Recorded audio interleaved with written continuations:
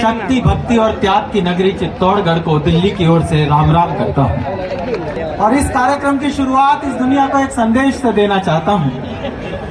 जो लोग ये कहते हैं कि अब कोरोना के बाद भारत में उत्सव बंद हो गए हैं, जो लोग ये कहते हैं कि टेलीविजन ने सामने बैठकर कविता सुनने की परंपरा बंद कर दी है, मैं उन्हें सूचित करना चाहता हूँ कि किसी फेसबुक लाइव के माध्यम से, किसी टेलीविजन चैनल के माध्यम से आज चित्तौड़ के इंदिरा गांधी स्टेडियम को देखें और पता करें कि भारतीय अपना उत्सव कैसे मनाते हैं। आप लोग एक बार यहाँ से वहां तक तालियां उठाकर सूचित करें कि कवि सम्मेलन शुरू हो रहा है।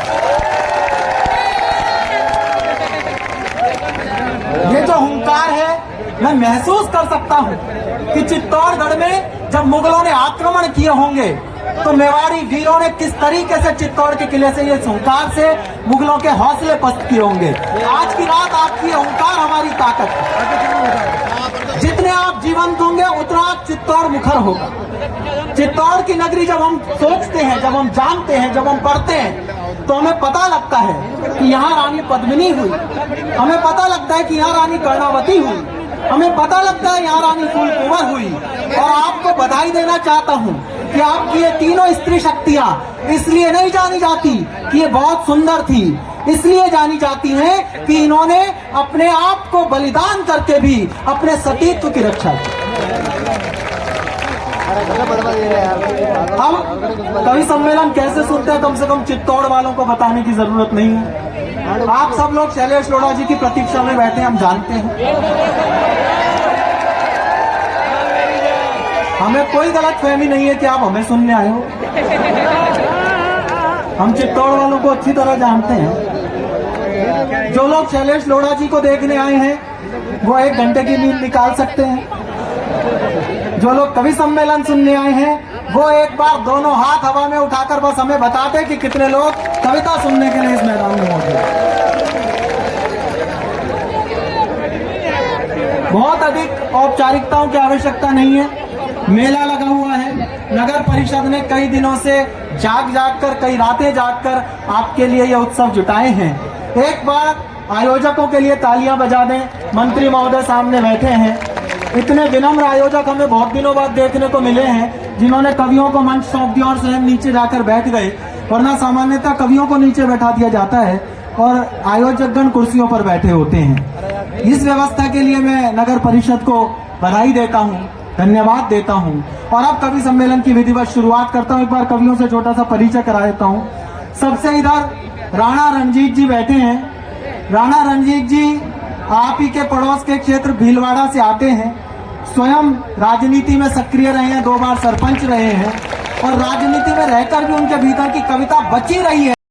वंदे मातरम गा के वो हुआ, पीछे आया मेरे पास, बोला भाई साहब ये सब तो ठीक है, शैलेश जी कब आएंगे? तो मैंने कहा वो अभी थोड़ी देर में आ जाएंगे। अब मैं आपके बीच बोल आ रहा हूँ। आप लोग बिल्कुल ऐसे बैठे हैं जैसे सत्यनारायण महाराज की कथा सुनने आए हो। अगर आप लोग ऐसे ही बैठे रहोगे तो मैं दोबारा मारुति नंदन को बुला दूंगा। थोड़े ऐसी फीलिंग आ रही थी जैसे हम कवि ना हो, चीते हों। पिछले दिनों चीतों का स्वागत हुआ भारत में, और टिप्पणी पकड़कर बताना कैसे आप लोग कवि सम्मेलन सुनते हैं। मैं खुद पहली बार चित्तौड़ आया हूँ। मेरा भ्रम बनाए रखना कि मैं माँ मीरा की धरती पर खड़ा हूँ, यहाँ कविता सुनी जाती है। यहाँ के लोगों का सेंस ऑफ ह्यूमर, यहाँ के लोगों की मेधा हम पूरी दुनिया से अलग मानकर चलते हैं। आज मेरा यह भ्रम बनाए रखना। इस देश में पिछले दिनों चीतों का स्वागत हुआ, तो जब चीतों का स्वागत हो रहा था तो चीते कंफ्यूज हो गए। उन्हें समझ नहीं आ रहा था इतना भव्य स्वागत हुआ है वो भारत में आया या भाजपा में। आप लोगों ने मेरा भ्रम बना रहेगा।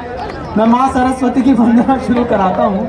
मुमताज नसीम जी हमारे बीच है। पीछे कुछ LEDs चल रही हैं। हमारे थोबड़े में कुछ देखने लायक नहीं है, हमारी बातें सुनने लायक हैं। हम लोग शब्द के धनी हैं, तो अगर इन LED को स्टील करवा दिया जाए, इन सब पर शैलेश जी का फोटो लगा दो। हाँ बस ये फिक्स कर दो। ये चलती क्या किया, ऐसे बदलते रहोगे तो हम भी भाई इतनी स्पीड से बदलते रहेंगे। मैं माँ सरस्वती की वंदना से कवि सम्मेलन की शुरुआत कराता हूँ। कविता के 9 रस जिसे एक दुर्ग में मिलते हैं, वो दुर्ग चित्तौड़गढ़ का दुर्ग कहा जाता है। और आपको बता देना चाहता हूँ कि भारतवर्ष जब वीरता की कोई एक मिसाल ढूंढने चलता है तो सबसे पहले सबसे ऊपर जो नाम आता है वो आपके चित्तौड़गढ़ के दुर्ग का होता है।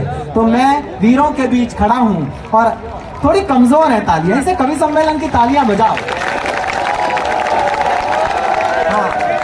ऊर्जावान हो, पीछे बहुत बड़ा मेला लग रहा है, इतनी बड़ी संख्या में लोग आए हैं। पता लगना चाहिए चीन ने हमारे पास एक कोरोना भेजा था, उसको पता लगना चाहिए कि हमने कोरोना इतना तो तालियों में बजा बजा के निपटा दिया। तो जो थोड़े बहुत वायरस बचे उन्हें समाप्त कर रहे हैं। आज की रात उत्सव की रात है, कोई दिमाग मत लगाना।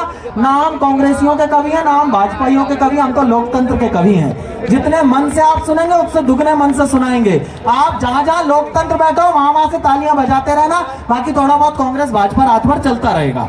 मैं एक सरस्वती वंदना की औपचारिकता पूर्ण करने के लिए मैं बधाई देता हूं उन लोगों को। पीछे जब सरस्वती के आगे हमने पुष्प चढ़ाए तो हमें कलावा बांधा गया, हमें तिलक किया गया। इससे ज्यादा सात्विक और इससे ज्यादा संस्कारवान स्वागत हम कवियों का कहीं नहीं हो सकता।